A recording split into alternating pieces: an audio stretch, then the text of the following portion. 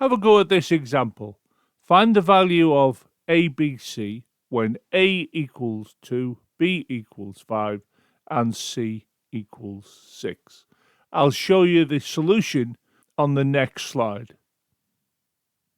The question is giving us this expression ABC, which we know is A times B times C. Through substitution, we can write 2 times 5 times 6. The question has informed us that A is equal to 2. So in this position, I can replace the A by the 2, as you see here. B equals 5, so in this position, I replace the B by 5, as you see here. C equals 6, so in this position, I can replace the C by the 6, as you see here.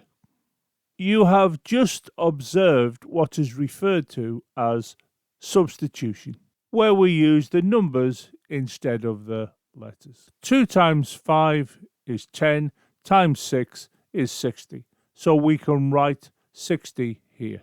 So the value of ABC when A is 2, B is 5, and C is 6 is 60.